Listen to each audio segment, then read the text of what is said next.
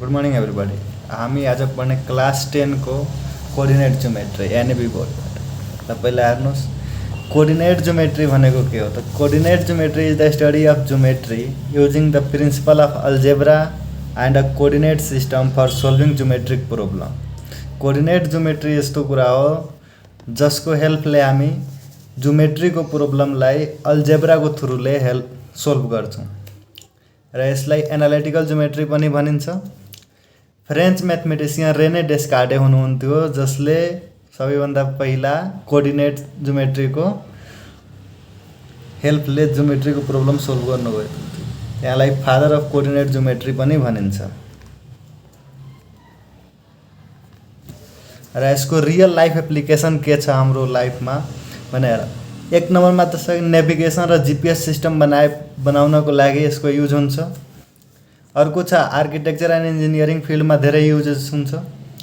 Computer graphics and game डेभलपमेन्टमा 2D game हो 3D game हो कुन कोअर्डिनेट कता गर्ने त्यो सबैको लागि युज हुन्छ। मोबाइल एप र युआई डिजाइनको लागि वेबसाइटहरू बनाउनको लागि पनि युज हुन्छ र एरोस्पेस इन्जिनियरिङमा मस्ट अफ युज हुन्छ यसको। हेर्नुहोस् हामीले के पढ्नु छ यहाँ 10 क्लासमा। पहिला पढ्नु छ angle between two straight line, त्यसपछि छ equation of pair of straight line र कोनिक सेक्सन र लास्टमा पढ्नु छ सर्कल। हामीले पहिला नै 9 क्लासमा नै टोटल पढेको छौँ पुरा स्ट्रेट लाइनको बारेमा कहीं। तो यदि डाइरेक्ट यहाँ टपिकमा जम्प गर्नु छ एंगल बिट्विन स्ट्रेट लाइन तो यो सबै छोड्दा हुन्छ, नत्र भने हेरिया पहिला हामी जान्ने कार्टेसियन कोअर्डिनेट सिस्टम केलाई भनिन्छ।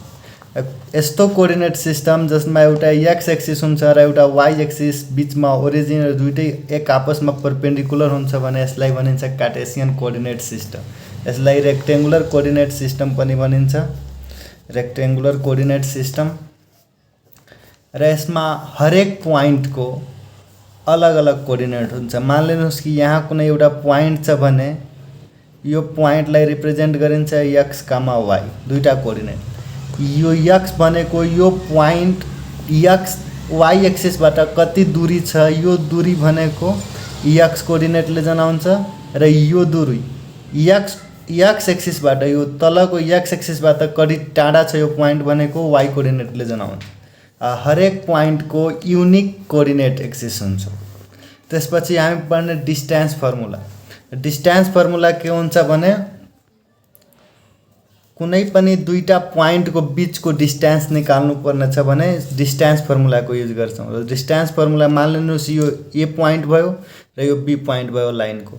ए पोइन्टको कोअर्डिनेट छ x1 कामा y1 र बी पोइन्टको कोअर्डिनेट छ x2 कामा y2 भने डिस्टेन्स फर्मुला भइहाल्छ हो x2 माइनस x1 को whole square plus y2 minus y1 को whole square whole routine.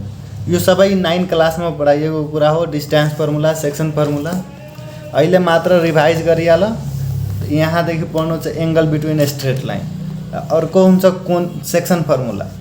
Section formula दुई किसिमको हुन्छ। पहिला हो इन्टर्नल डिभिजन। इन्टर्नल डिभिजनमा के हुन्छ भने एउटा लाइन एबी छ भने यो एबी लाइनलाई कुनै पोइन्टले दुई पार्टमा डिभाइड गर्छ जुन पोइन्ट त्यो लाइनको भित्र नै हुन्छ, लाइनमा कहीँ पर्छ र यो पोइन्ट पी हो। पोइन्ट पी ले यो लाइन एबीलाई एम र एन पार्टमा डिभाइड गरिरहेको छ, एउटा एम पार्ट अर्को एन पार्ट भने यसको सेक्सन फर्मुला यो पी पोइन्टको कोअर्डिनेट के भइहाल्छ भने हेर्नुहोस् पहिला त यो एम लेख्ने र यताको कोअर्डिनेट x2 प्लस एन यताको पार्ट र यताको coordinate x1 by m1 m plus n लेख्ने। त्यस्तै यहाँ लेख्ने कहीं m1 m2 पनि दिएको हुन्छ त m1 m2 दिएको केसमा m1 m2 युज गर्ने या यसैले बनाइदियो यो m1 भयो यो m2 भयो भने यहाँ m1 x2 plus m2 m1 m2 x1 भयो।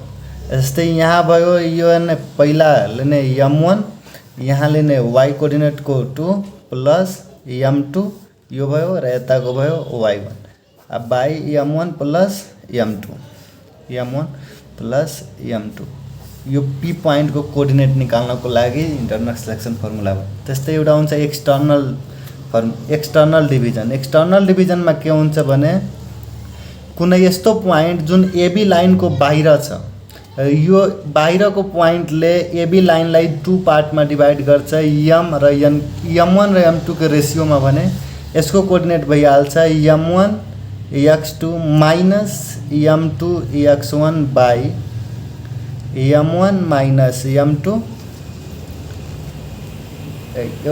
x कोअर्डिनेट र y कोअर्डिनेट भइहाल्छ m1 y2 minus m2 y1 by m1 minus m2। यो भयो एक्सटर्नल डिभिजन। र अर्को हुन्छ mid point formula. Mid point फर्मुलामा के हुन्छ भने एबी लाइनलाई कुनै पोइन्टले आधी आधी पार्टमा डिभाइड गर्छ भने त्यसलाई मिड पोइन्ट भनिन्छ। र यो पी एक्स कामा वाई भनेको सेन्टरमा छ, एबी लाइनको आधी आधी पार्टमा डिभाइड गरिरहेछ भने यसको कोअर्डिनेट भइहाल्छ x1 plus x2 by 2 comma y1 plus y2 by 2। त्यस्तै हेर्नु। अब आयो एरिया अफ ट्रायंगल। यो पनि 9 क्लासकै टपिक हो।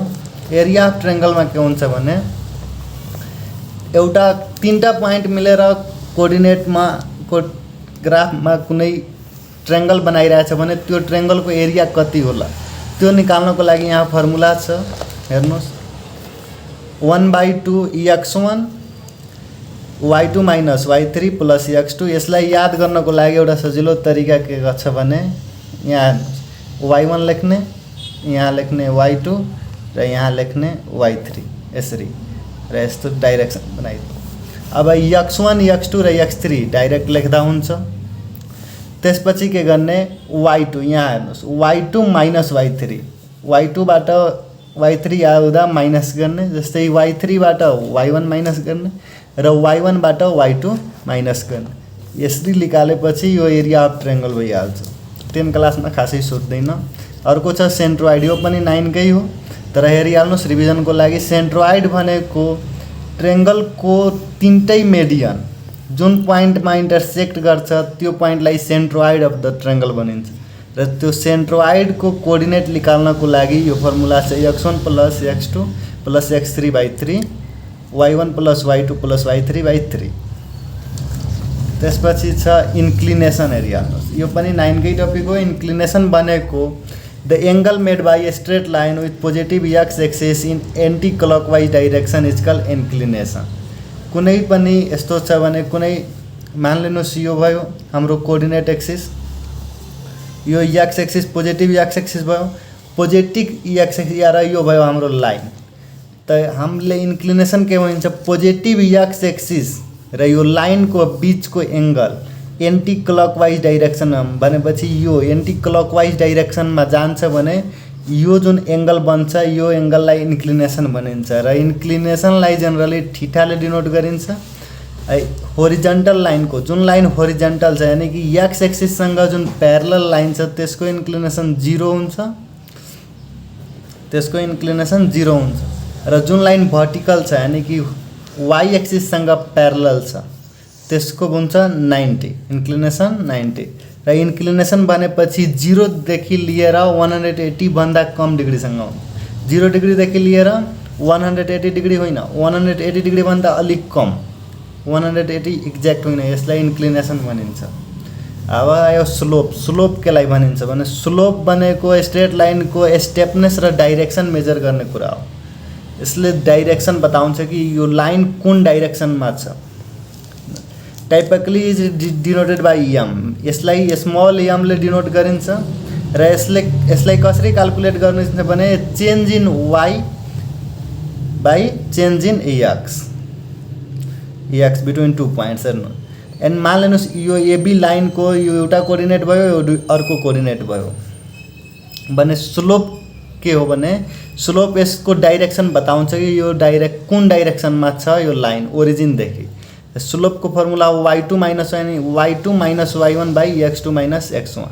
र स्लोप को अर्को फर्मुला हो m is equal to tan theta. Direct tan theta लेखे पनि भइहाल्छ। त्यसपछि हेर्नुस् स्लोपको बारेमा केही पोइन्ट्स। होरिजेंटल लाइनको स्लोप 0 हुन्छ। जुन लाइन x एक्सिससँग प्यारलल छ होरिजेंटल छ त्यसको स्लोप 0 हुन्छ। जुन लाइन भर्टिकल छ y एक्सिससँग प्यारलल छ या भर्टिकल छ भने त्यसको अनडिफाइन हुन्छ, स्लोप त्यसको डिफाइन गर्न सकिँदैन। र स्लोप यदि पोजिटिभ छ भने इन्क्लिनेसन 90 डिग्री भन्दा कम होला। एउटा कुरा यो छ भने यदि कुनै लाइनको स्लोप पोजिटिभ छ, मानिलिनुहोस् 1 2 3 जे पनि छ भने त्यो लाइनको इन्क्लिनेसन यानि कि त्यो लाइनले पोजिटिभ एक्स एक्सिससँग बनाउने डाइरेक्सनको बिचको एङ्गल 90 डिग्री भन्दा कम होला। जसको स्लोप नेगेटिभ छ भने त्यसको इन्क्लिनेसन 90 डिग्री भन्दा ठुलो होला। र जसको एक्ज्याक्ट 90 डिग्री छ इन्क्लिनेसन भनेपछि त्यो भर्टिकल लाइन भइहाल्छ यहाँ वाई एक्सिससँग प्यारलल लाइन। र कुनै कुनै केसमा के हुन्छ कि स्ट्रेट लाइनको इक्वेसन दिएको हुन्छ र इक्वेसनबाट स्लोप क्याल्कुलेट गर्नुपर्छ। त यो हो इक्वेसन दिएको बेला क्याल्कुलेट गर्ने स्लोपको formula -x coefficient by y coefficient. जस्तै इक्जाम्पलको लागि हेर्नुहोस्, यो एउटा इक्वेसन अफ स्ट्रेट लाइन हो। 4x + 3y = 6 then slope = what छ भने हामीलाई यस्तो गर्नुपर्छ कि slope = -x coefficient by y coefficient. त हेर्नुहोस् x कोएफिसिएन्ट कति छ 4 त -4, तल y कोएफिसिएन्ट 3 त 4/3 त -4/3 यसको एन्सर भइहाल्छ। त्यस्तै अब हेर्नुहोस् equations of straight line. Equations of straight line केलाई भनिन्छ? कुनै पनि लाइन यदि ग्राफमा प्लोट गरिएको छ भने त्यसको केही न केही इक्वेसन होला। हरेक अलग अलग लाइनको अलग अलग इक्वेसन नै हुन्छ नै हुन्छ। एउटा इक्वेसन दुईटै लाइनको एउटै इक्वेसन हुनै सक्दैन, यानि कि हरेक युनिक लाइनको युनिक इक्वेसन हुन्छ। जस्तै इक्वेसनको फर्मेट दिएको छ, पहिलो हो slope intercept form. Slope intercept फर्ममा के हुन्छ भने एउटा कुनै लाइन छ त्यसको स्लोप दिएको हो र अर्को त्यसको वाई इन्टरसेप्ट दिएको हुन्छ। हेर्नुहोस् यो मतलब वाई इन्टरसेप्ट भनेपछि वाई एक्सिसमा कुन पोइन्टमा कट गरिरहेछ त्यसको र ओरिजिन बिचको डिस्टेन्स। त यो भइहाल्छ इक्वेसन y = mx + c, यानी कि जहाँ कि m भयो स्लोप अफ दिस लाइन र c भनेको y इन्टरसेप्ट ओरिजिनदेखि कति टाढा कट गरेको छ y एक्सिसमा त्यो लाइन। त्यस्तै छ अर्को point slope form. Point slope फर्ममा के हुन्छ, कुनै पनि एउटा लाइनको पोइन्ट दिएको हुन्छ र त्यसको स्लोप दिएको हुन्छ भने त्यसको इक्वेसन यसरी निकाल्छ y - y1 = m × x - x1। यो स्लोप इन्टरसेप्ट फर्म हो। अर्को छ डबल पोइन्ट फर्म। दुईटा पोइन्ट नै मात्र दिएको हुन्छ। दुईटा पोइन्ट भनेपछि त्यो इन्ड पोइन्ट होइन, लाइनमा रहेको दुईटा कुनै पनि पोइन्ट दिएको छ भने त्यसको लागि यो फर्मुला हुन्छ। हेर्नु y - y1 = y2 - y1/x2 - x1 × x - x1। यो m को ठाउँमा मात्र स्लोपको फर्मुला राखेको, अर्को केही छैन। यो भयो टु पोइन्ट फर्म। अर्को छ double intercept form. Double intercept फर्ममा के हुन्छ कि y एक्सिसलाई र x एक्सिसलाई दुवैलाई कट गरिरहेछ कहीँ न कहीँ भने त्यसको डबल इन्टरसेप्ट फर्म इक्वेसन यस्तो हुन्छ x/a y/b = 1, जहाँ कि a हो x इन्टरसेप्ट र b हो y इन्टरसेप्ट। यो b भनेको लाइनले कट गरेको पोइन्ट र ओरिजिन बिचको डिस्टेन्स र यो a भनेको x एक्सिसमा कट गरेको र ओरिजिन बिचको डिस्टेन्सलाई x इन्टरसेप्ट र b लाई y इन्टरसेप्ट भनिन्छ। अर्को हुन्छ general form of equation, general form of straight line. General form equation कस्तो हुन्छ, ax + by + c = 0 को फर्मेटमा छ भने त्यसलाई general yeah standard equation of straight line भनिन्छ। जहाँ कि a b c कुनै पनि रियल नम्बर हुन सक्छ, माइनस नेगेटिभ पोजिटिभ या जे पनि रियल नम्बर हो, र a र b दुवै एक साथ 0 हुन सक्दैन। कुनै एउटा एक साथमा एक टाइममा 0 हुन सक्छ, नहुन पनि सक्छ, तर दुईटै एकै साथ 0 हुनै सक्दैन। त्यो दुईटै एकै साथ 0 भयो भने x पनि गयो y पनि गयो, त्यो लाइनको इक्वेसनै हुँदैन। त्यस्तै छ अर्को नर्मल फर्म। नर्मल फर्म यसलाई परपेन्डिकुलर फर्म पनि भनिन्छ या अर्थोगोनल फर्म पनि भनिन्छ। अर्थोगोनल फर्म पनि भनिन्छ कहिलेकाहीँ। ल नर्मल फर्ममा के हुन्छ भने एउटा लाइन छ, यो लाइनले ओरिजिनबाट परपेन्डिकुलर डिस्टेन्स p छ र यो परपेन्डिकुलर डिस्टेन्सको जुन छ यो डिस्टेंसको जुन लाइन बनिरहेको छ यो लाइन यदि अल्फा छ भने यसको इक्वेसन यसरी बन्छ x cos alpha plus y sin alpha is equal to p, जहाँ कि p बनेको perpendicular distance between origin and the line हो र अल्फा बनेको इंक्लिनेशन अफ परपेंडिकुलर लाइन। यो जुन लाइन छ यसको कति इंक्लिनेशन यानी कि पोजिटिभ एक्स एक्सिस डिग्री कति डिग्री एंगल बनाइरहेछ त्यो हो अल्फा। र यो 6 वटा मात्र थियो इक्वेसन अफ स्ट्रेट लाइन को फर्म।